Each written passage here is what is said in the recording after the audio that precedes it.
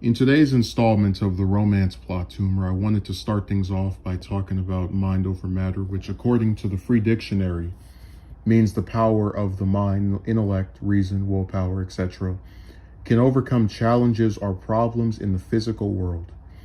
This is an ideal that many men who oppose my perspective tend to have. The idea that believing in yourself, typically accompanied by self-improvement, can make women interested in you. One of my moderators a few months ago said something to the effect of, it'll boost your morale, but it can't make someone else like you. And that's the elephant in the room, because I think most people who have a dream or goal want to believe that trying hard enough or believing in yourself can make you overcome any obstacle. But some obstacles are things that are entirely out of your control. And one of those things, in my opinion, is competition, specifically other men that are interested in or talking to the same woman as yourself. This is something I hardly ever see addressed by people who give advice on how to get a date. While I'm sure multiple men have always been interested in the same woman, social media has allowed women to talk to men from multiple other states or countries, and forced men from these various states and countries to have to compete with each other for one person who probably isn't worth a can of tuna, much less having a reverse gender harem. Expanding on my earlier points about things that are entirely out of your control, you'll never be able to prevent a woman from talking to another man or other men who she may be inclined to select over you as a romantic partner. And I stand by my belief that this plays a significant role in why so many men get rejected. Reverse the genders for a second and consider this. Imagine you're a man who has 5 women that he's talking to at the same time. All of these women approached you, which has caused you to infer all of them are romantically interested in you, and you speak to each of them several times a week, if not every day. While you might like all 5 of them as people to talk to, it would be very difficult for one of these women to do something that makes you want to be with her above the others. It would be very hard for a woman in this hypothetical scenario to stand out from the other 4 women, because they all share the commonality of being women who approached you online, that speak to you almost daily, and who you believe are romantically interested in you. People probably won't like this, but I think the only reason most women get dates or relationships is because they're usually the only option the man has at the time. I talked about the woman I dated in 2016 that won the title for biggest gold digger in U.S. history. And I know I only jumped at the chance to date her because I had no other option.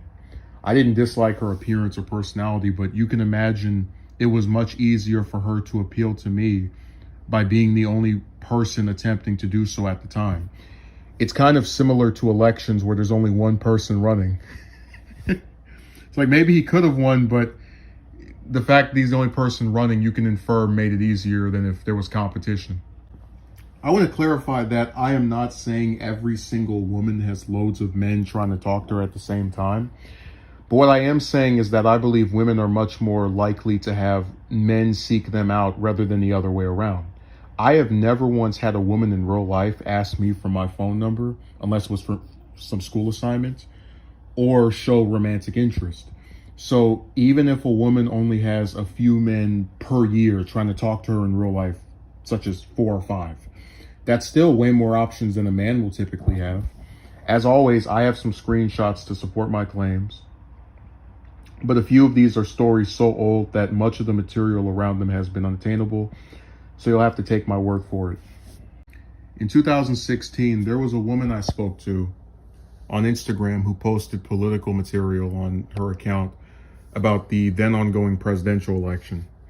She would sometimes post pictures of herself, though not often. The two of us got along fairly well, and we would speak almost every day in messages. One day during a conversation, to my shock, she admitted she would go on a date with me. However, as she lived in a state on the other side of the country, and I at the time lacked the resources to make such a trip, I could not take her up on that offer. I can assure you that if this same position was taken by a woman now, that would not be the case. But around this same time, she posted an image with a caption which she revealed that 10 men had asked her on a date since she had created her account. Again, an account that was not on a dating website or having loads of skimpy pictures of her, just a few photos of herself sprinkled in mostly political posts. And she was able to get, in a matter of months, more men to want to go on a date with her than I had had women want to go on a date with me in my entire lifetime. This is the only example where I can't show screenshots because she deleted her account several years ago. And I didn't have the foresight to conclude I would be mentioning the incident in a video 5 years later. In 2018, I was using Reddit almost daily and would frequent the R4R section, which was a space where men would go to put up a request to talk to a woman and barely get any replies, and a woman would put up a request to talk to a man and get flooded. One of the women who posted in R4R was responded to by me, and we began a dialogue that I found enjoyable. She at one point, as you can see in this screenshot, regretted how long it took for her to respond due to having too many messages to handle, and I offered to help clear the field by fading away. She insisted that I continue speaking to her. Our dialogue also became sexual at one point when she expressed openness to spanking me. Within a week of the last time she wrote to me in this manner, I noticed that she was more tame with her replies, and I spoke to her on Skype afterward, where I confronted her on this change of tone. She revealed that she had met a man in real life who she was dating and content with. I responded by saying that she had just confirmed our dialogue was a waste of time, and she got upset with me for not wanting to be friend-zoned. I want to highlight the too many messages to handle part of my recollection. I've talked in the past with screenshots about how there are women who will express frustration about being sought after by men, and they phrase it to where they are victims, even though no one makes them sign up for these social media websites or engage with the men that they are not interested in. This woman knew she was not going to date however many men had messaged her, and yet attempted to respond to a bunch of them. Let's also not forget the irony of her going on social media to meet men and then dating one that she met in real life. This is textbook romantic red herring, because all of these men, myself included, that spoke to her for the purpose of getting a date ended up with nothing except another example of excessive time wasting. And people will look at events like this and wonder why I think approaching and talking to women is a waste of time. The whole point of speaking to a woman, if you are a heterosexual man, is to get a relationship, which is usually preceded by going on a date with that person. If you're not getting either of those things as you speak to loads of women for weeks or months, year after year, then they are offering you nothing. And imagine the entitlement of this lady. I'm going to deny you what you want, which is a date that I would only have to go and do one time and then never again if I didn't like it. But I want you to speak to me for God knows how long as my friend after I wrote sexual things to you, not even 3 weeks ago. The reason I didn't go along with talking to her as a friend is because I'm a sore loser, and I've explained this before. I believe that if someone is unwilling to give you what you want, you should not acquiesce to their desires. If she had agreed to go on a date with me, I would have spoken to her for the next 3 years. But she didn't give me what I wanted, so she doesn't get what she wants out of me. It's only fair.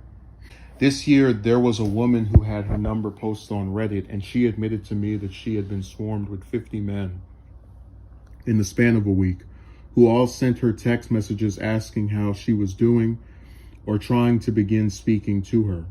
One of the stereotypes of women who have so many options is that it's some lady who is considered beautiful being sought after due to her attractiveness.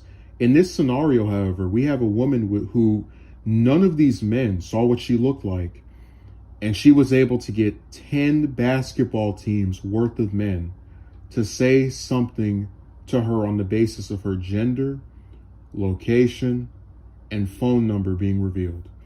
People always accuse men who are not successful with women of lacking confidence as part of their weird psychoanalysis of individuals they have never met. You would have to have one of the biggest egos in human history to believe you can do something to stick out to a woman who is being approached by 50 other men. Sometimes not believing you can do something isn't a bad thing. I try to play devil's advocate, at least as far as trying to counter some of the arguments that are made against me that come to mind. Earlier in this video, I mentioned that not every woman has loads of men talking to her, but it's harder to believe that when I consider two things. One, most of them will not tell you about how many other men are talking to them. Two, when I see a woman who doesn't show her face but has this much attention, it seems even more likely that there really is this constant sea of men swarming any woman they see like a shark.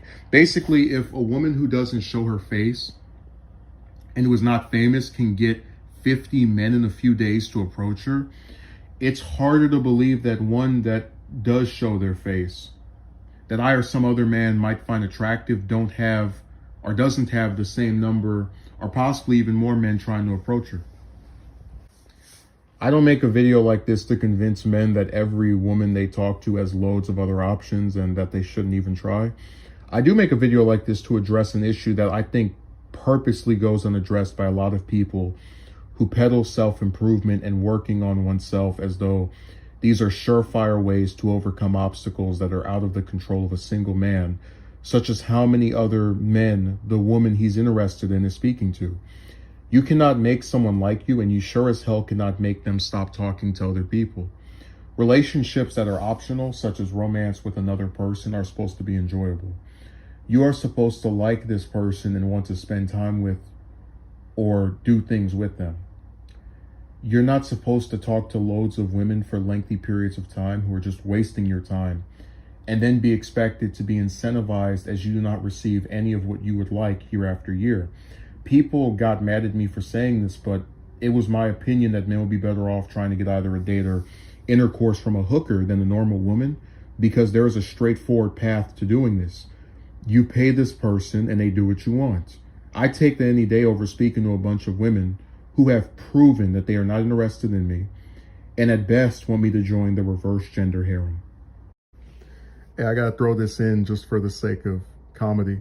So Triple L mentioned in the screenshots I'm showing this different caliber of chick that would start approaching me as part of her attempt to get me to believe in the magic woman. And I didn't believe it because, one, women do not approach men generally. And two, it's even funnier to think that suppose this woman exists, she's going to have some swarm of guys just actively pursuing her where you don't even exist. This is what I'm talking about.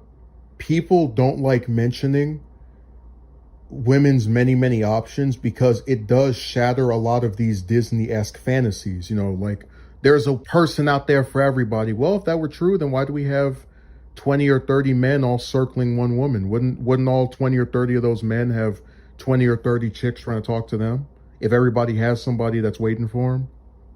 Again, they don't like mentioning this because it hurts their fairy tale narratives.